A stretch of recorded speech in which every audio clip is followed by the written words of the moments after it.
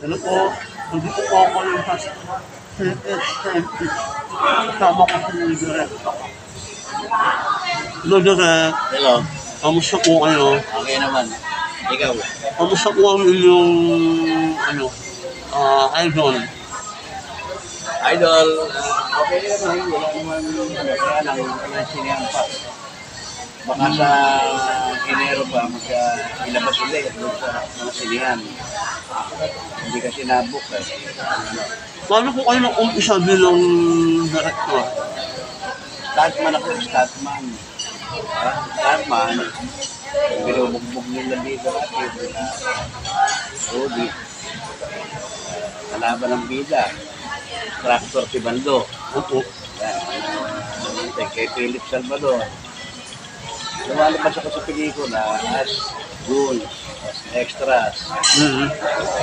Para panahon ni Peter Beles, kasama ako sa pelikula noon. Pinuna namin siya ng Kalpan, Peter Beles. Sige, kunin mo rin to, si Ray. Ma'am Nida, Samahan nila. samahan na rin kayo. Hello po. Opo. Ayun po, bilang bilang scriptwriter, gumagawa rin po kayo? Ito yung sinabi ko na lager. Para maano natin. Ngayon, inupuan na tayo. I-interview ko para sa kanyang vlog. Ano po? Susunod kami ni Inday. Kasi Inday, higaan na tayo sa Siya ba Mangaling. yung nag-bloda? Dito? Ano? Ano yun? Light bantay. Live banding? Dito, pakinak. Hindi nyo mamaya ako Ano ba ito? Saan ba tayo na bibig dito? Mananik ba? Sa pamiling tayo nagkasama. Oo nga. Ano po?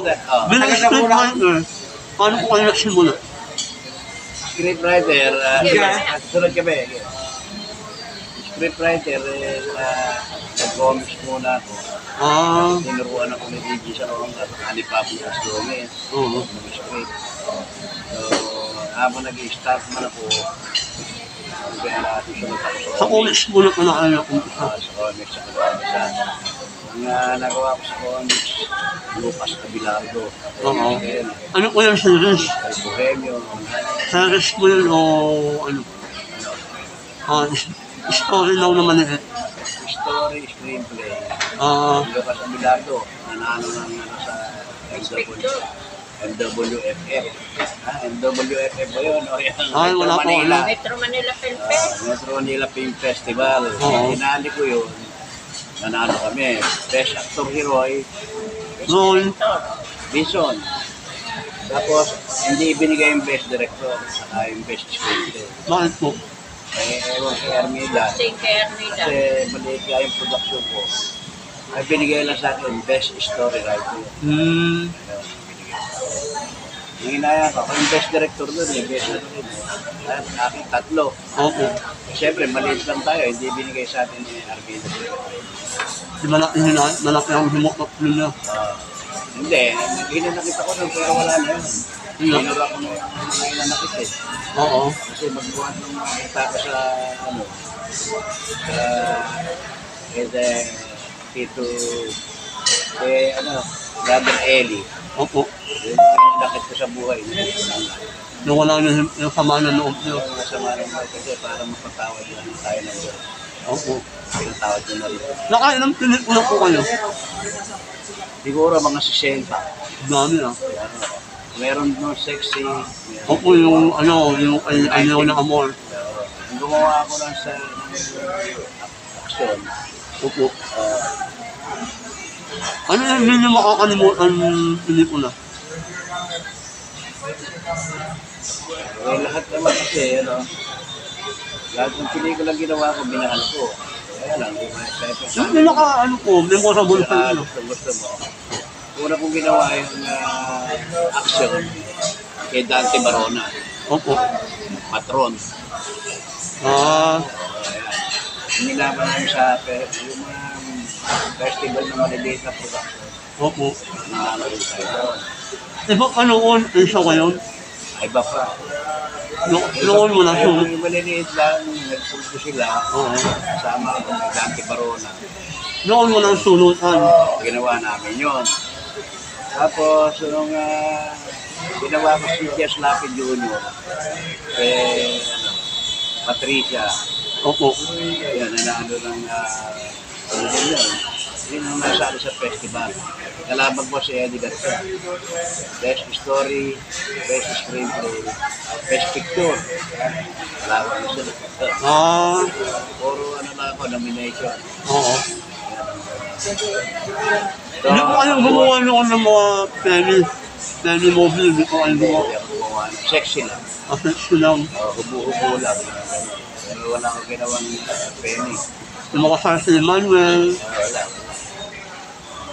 Pero, kamusta naman po trabaho si Baby Alano? Okay. So, okay si Ate Baby. Mabait niya, pati si Kuya Ed yun. Okay siya. Hindi na po sila nanawa. Ayos na. Hindi naman sila mabalik sa pelikula. Ay, wala nga si Ate Baby, namatay niya, di ba? Ano naman? Kasi Kuya April lang, buhay pa. Buhay po ko yung ano nila, agency nila. Hindi na. Sana rin. Maraming nawala sa ano natin, production. Oo. Kaya gutom tayo. Kaya mahirap gumanap kayo ng... Nakita, hindi. Ang nakasira sa atin, yung pandemic. Diba? Nasira na tayo dun sa mga ano-ano, di ba? Mga pirate. Nasira na tayo. Sinira pa tayo nito yung pandemic. Oo. Ayun. Sino po sa mga babae na artista yung gusto-gusto yung inarap noon? Hindi, dinirig ko si Chris Aquino, Philip Salvador, di ba? Ano po movie? Nandito ako. Dinirig ko si Donita Ross, Philip Salvador, Luis Provincia, di ba? Dinirig ko si Eddie Garcia, Katambal, Daleno Orbos. Oo. Katambal niya si Kerubin, Star Kerubin. Oo. Ano po yung mga dinirig ko si Ramon Revilla Senior, yung kumandidato yun, natalo. Gawin ko yung pelikula ko, gawin ko yung David Balondo ng Tondo. Oo. Doon siya natalo. Siya po ang producer po sa one. Ha? Siya po yung nag-produce. Hindi. Ang producer si Manny Nuki. Or NPO. Ginawa ko si Cesar Montano, di ba, katatapos lang sa Viva. Oo. Kung Judas, Commander Judas. Basta Mercado Judas. Tapos ako gumawa, sumunod, Talahi Matrosa. Silang dalawa ni Anjanet Abayari. Yun ang pelikula ko dito ni Cesar. Pagkatapos namin gawin yung sa Viva, nagbigay ng si Boss Vic, incentive. Alam mo naman yun, pagka natuwa, nagustuhan yung pagkanagawa, nagbibigay ng Ngayon po, medyo na umihiptik po yung Viva Max. Di ba nareklamo si Jimboy, si Jimboy? Ano po masasabi niyo din? Hindi ko ba, sa ngayon yung dapat gagawa nga ako ng Viva Max eh. Oo. Hindi lang natuloy.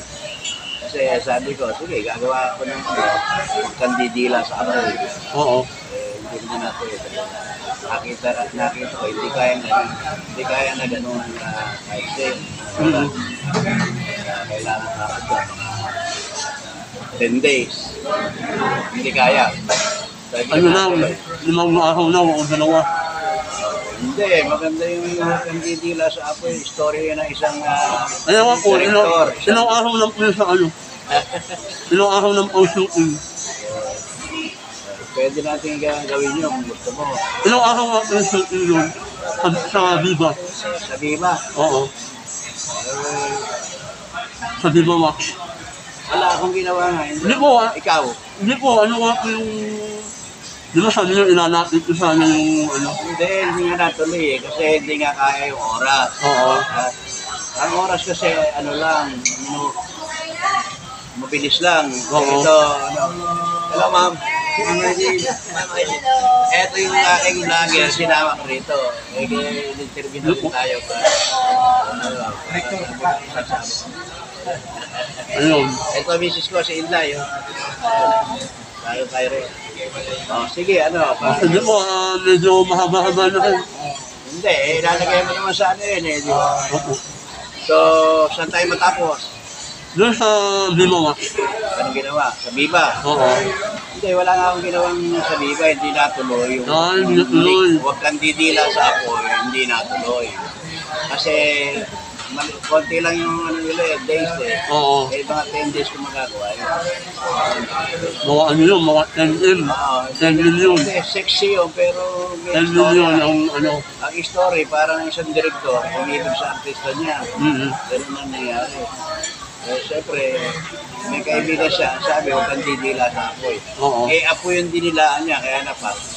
Tama. Yan ang ibig sabihin. Oo. Ayun po na ano naman po masasabi niyo sa mga aspiring director? Okay naman, hindi ka tulad mo, kung talagang nakagawa ka, aspiring director ka kasi scriptwriter ka. Oo. Dahil alam mo yung yun ha, tuloy-tuloy na yan. Makagawa ka lang ng isa na maayos, ganito na kikita. Yun. Salamat Salamat sa'yo. Opo. Inimbita kita rito para makasama ka